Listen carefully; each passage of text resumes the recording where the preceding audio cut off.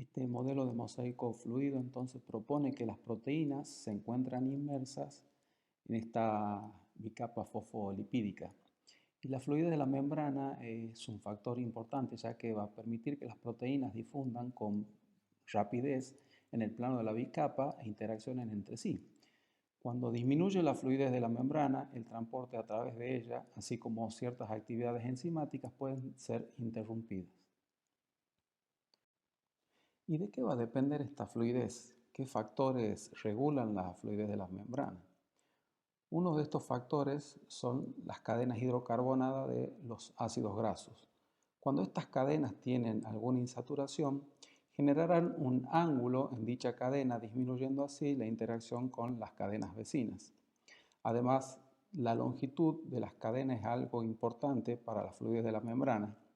A mayor longitud, menor fluidez, ya que aumentan las interacciones entre estas cadenas hidrocarbonadas.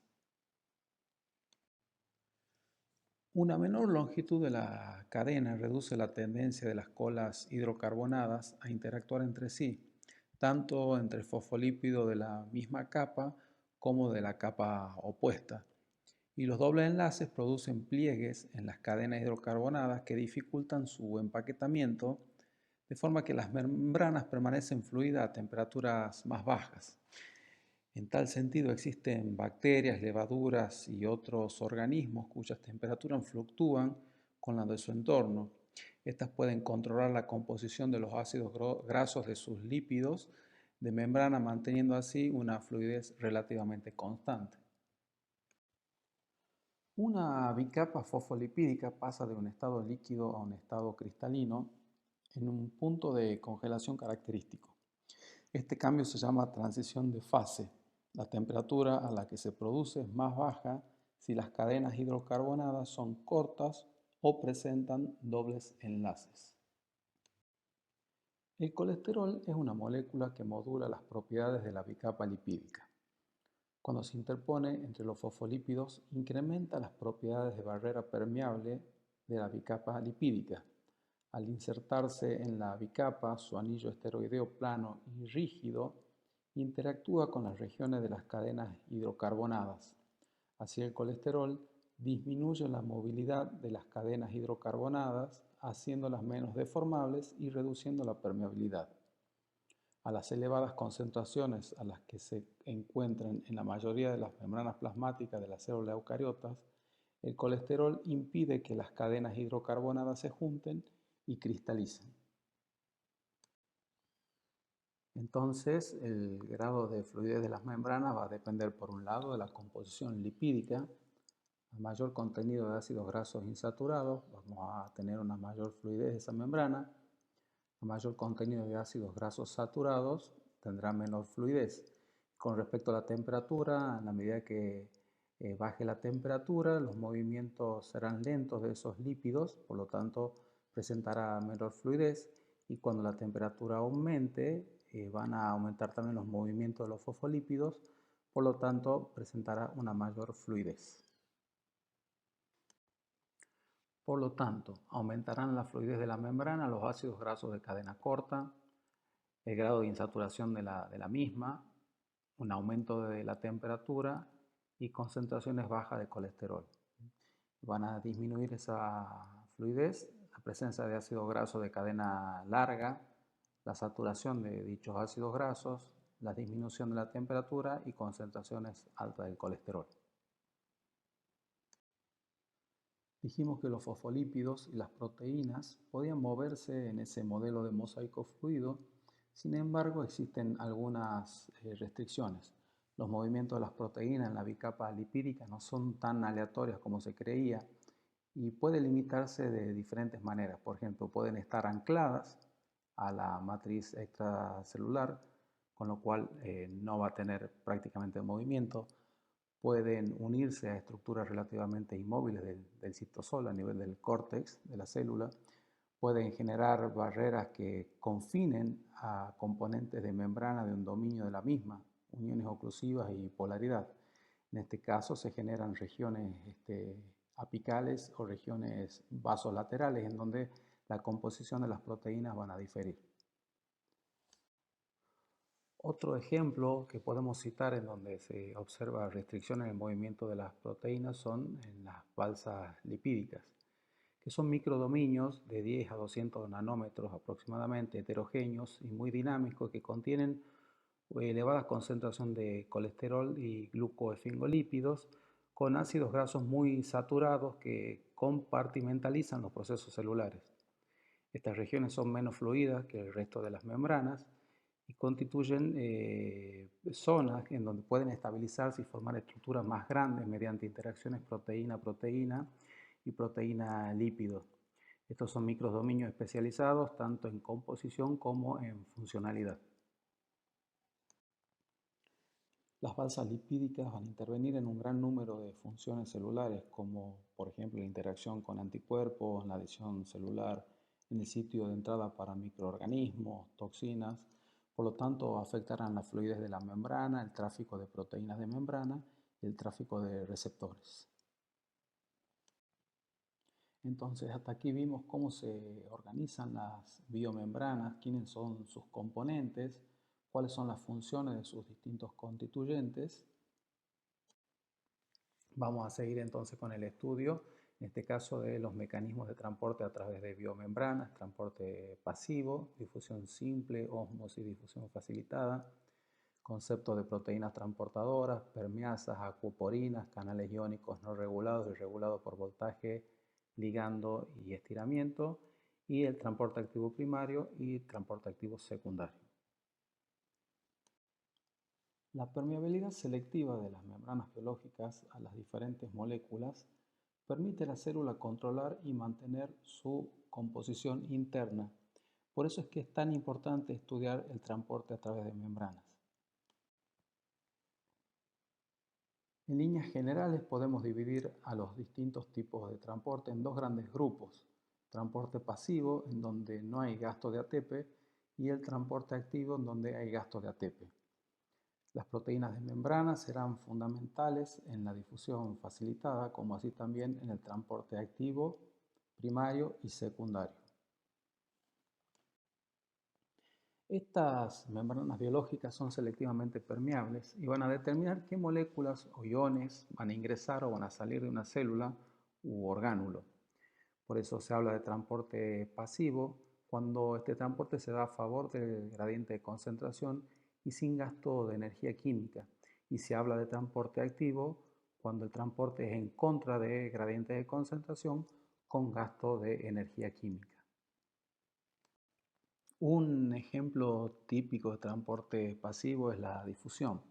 Si colocamos un terrón de azúcar en un vaso con agua, esas moléculas de sacarosa irán difundiendo desde la región más concentrada hacia la de menor concentración. Entonces la difusión es el movimiento de átomos y moléculas de una región de mayor concentración a una de menor concentración. Y el resultado final de la difusión se denomina equilibrio dinámico. Entonces el transporte pasivo incluye la difusión simple, la ósmosis y la difusión facilitada. Los dos primeros, la difusión simple y la ósmosis, se llevarán a cabo a través de la bicapa fosfolipídica, mientras que la difusión facilitada se llevará a cabo a través de proteínas de membrana. Este tipo de transporte siempre se realiza a favor del gradiente. Las moléculas pequeñas no polares como el oxígeno y el dióxido de carbono son solubles en la bicapa lipídica y por lo tanto pueden atravesar fácilmente las membranas celulares.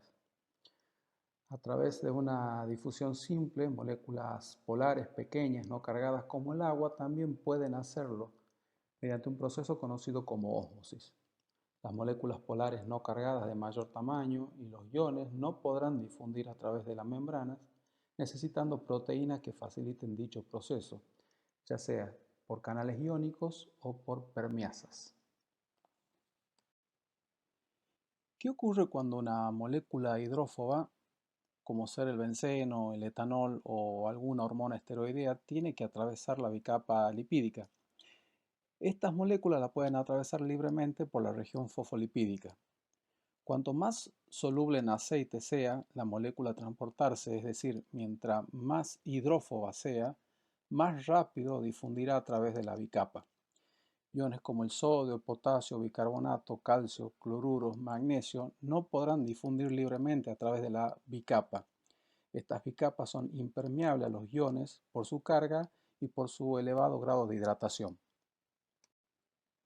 Con respecto a la difusión de gases, podríamos mencionar lo que ocurre con el oxígeno y el dióxido de carbono. A nivel de los alvéolos pulmonares se produce la hematosis, que es el intercambio gaseoso entre el ambiente exterior y la sangre de un animal. Los alvéolos son bolsas creadas por unas células conocidas como neumocitos, y estas bolsas se encuentran rodeadas a su vez por capilares sanguíneos. A nivel de los capilares, la tensión de dióxido de carbono será mayor que dentro de los alvéolos, por lo tanto el dióxido de carbono difundirá de la región de mayor concentración a la de menor concentración. Y para el caso del oxígeno, su concentración será mayor dentro del alvéolo con respecto a la concentración en sangre, es decir, dentro de los glóbulos rojos. Por lo tanto, el oxígeno difundirá desde el alvéolo hacia estos glóbulos rojos. Vayan pensando ustedes cuántas membranas plasmáticas tendrán que atravesar los gases solo en esta porción de tejido durante la hematosis. Ósmosis significa empuje, impulso, y es la difusión del agua a través de una membrana desde una región de mayor potencial hídrico hacia una de menor potencial hídrico. Lo que se representa en esta figura es una membrana que separa dos compartimentos. Hacia la izquierda existe un potencial hídrico elevado con muy poca concentración de soluto y en el compartimento de la derecha un bajo potencial hídrico y una elevada concentración de soluto. En este caso, el agua se desplazará de izquierda a derecha, desde el lugar de mayor potencial hídrico al de menor potencial hídrico.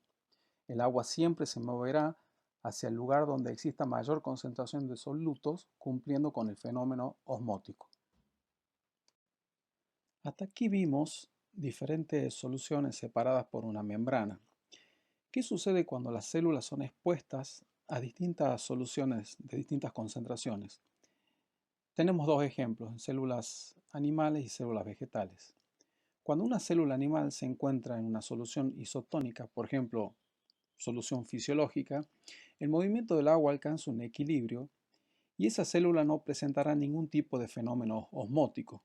Sin embargo, si esa misma célula, que podría ser un glóbulo rojo, se encuentra en un medio hipertónico, por ejemplo una solución saturada de cloruro de sodio, el movimiento del agua será desde el citoplasma de este eritrocito hacia su entorno. Por lo tanto, la célula se deshidratará y presentará un aspecto extraño, como el que está aquí en el gráfico. Esto se llama plasmólisis. En el caso contrario, sería bueno exponer a este eritrocito a una solución hipotónica. Aquí, como la concentración de moléculas osmóticamente activas está en mayor concentración dentro de la célula con respecto a su entorno, el agua ingresará por ósmosis dando lugar a una turgencia celular. En las células vegetales también ocurre la ósmosis. Cuando se encuentra en una solución, por ejemplo, isotónica, existe un equilibrio. La cantidad de agua que ingresa es la misma que la que sale. En una solución hipotónica, la célula ganará agua. En el ejemplo anterior, la ósmosis podría lisar a la célula en el caso del glóbulo rojo. En este caso, la pared celular que presenta las células vegetales evita dicha lisis. Cuando una célula vegetal se encuentra en un medio con una elevada concentración de moléculas osmóticamente activas, la célula se deshidratará debido a este fenómeno osmótico que estamos hablando. Y si ustedes alguna vez hicieron una ensalada de lechuga y pasa mucho tiempo, bueno, a esta lechuga le está pasando este fenómeno, está perdiendo agua, se deshidrata y queda con ese aspecto. Esta diapositiva muestra con esquemas y con fotos las tres situaciones. Un medio isotónico, uno hipertónico y otro hipotónico. Es un pensamiento bastante recurrente de los alumnos pensar o creer que lo que se enseña en el pizarrón o mediante estas clases de PowerPoint luego no se aplicarán en su vida profesional. Sin embargo, créanme que lo que trabajamos con células, embriones o gametas, estamos constantemente deshidratando e hidratando estas células basándonos justamente en todos estos fenómenos osmóticos. Con las células vegetales sucede algo muy parecido, muy similar. En el caso de estas células, estar expuesta a distintos medios de diferente concentración, distintas concentraciones de moléculas osmóticamente activas, se comportarán de diferentes maneras. Para ustedes lo más evidente es cuando estas células se encuentran deshidratadas y esto da el aspecto de una planta triste. Piensen por qué no se puede cultivar vegetales en una salitre o en tierras en donde existe una elevada concentración de sales. Existe lo que se conoce como velocidad de difusión. La velocidad de difusión va a ser igual al área de superficie disponible por el gradiente de concentración, si estamos hablando del área en donde se va a producir este transporte, por el gradiente de concentración, la diferencia de concentraciones que exista entre, bueno, puede ser el espacio extracelular y el espacio intracelular, esto dividido sobre la resistencia de la membrana por el espesor de la membrana. Ahora bien, ¿por qué las moléculas polares o con carga no difunden libremente a través de la bicapa? Esto se puede explicar por la hidrofobicidad, el grado de solvatación de los iones y la presencia de puentes hidrógenos. Entonces, para poder atravesar la bicapa, los iones y muchas moléculas deberán hacerlo mediante una proteína transportadora. Estas proteínas presentan en su conformación regiones alfa hélices con dominios hidrofóbicos que se insertan en la membrana y evitan el contacto de las moléculas o iones con la región hidrofóbica de dicha membrana. Este tipo de transporte se llama difusión facilitada y se lleva a cabo siempre a favor de un gradiente de concentración. No interviene ninguna fuente de energía externa. Aquí puede existir dos clases de proteínas que van a permitir la difusión facilitada. Las proteínas transportadoras, que se unen por un lado de la membrana a la molécula a transportar, sufren un cambio conformacional permitiendo que la molécula pase a través de la membrana y sea liberada hacia el otro lado. Otro tipo de proteínas son las proteínas de canal, que forman poros a través de la membrana, permitiendo la libre difusión de cualquier molécula de tamaño y carga apropiada. Entonces, por ejemplo, algunos azúcares utilizarán esta proteína para ingresar a la célula gracias a su cambio conformacional. En el caso de las proteínas canal, que no sufren un cambio conformacional, podrán atravesar moléculas de bajo peso molecular y una carga apropiada, sin contactar con la zona hidrófoba de la membrana. Fíjense cómo es la dinámica del transporte cuando comparamos una difusión simple con respecto a una difusión facilitada. En el gráfico se representa la velocidad de difusión en función del gradiente de concentración. Lo que nos dice esta gráfica es que la velocidad de difusión, para el caso de la difusión simple, será mayor en la medida que aumente el gradiente de concentración. Esto está representado por una recta. Sin embargo, cuando se analiza la difusión facilitada, la velocidad alcanza una velocidad máxima y el transporte en este caso se satura. La explicación de esta diferencia subyace en las estructuras involucradas en dichos transportes. En el caso de la difusión facilitada, se producirá una saturación de las proteínas de membranas involucradas, mientras que en el caso de la difusión simple, no, ya que no habrá una saturación.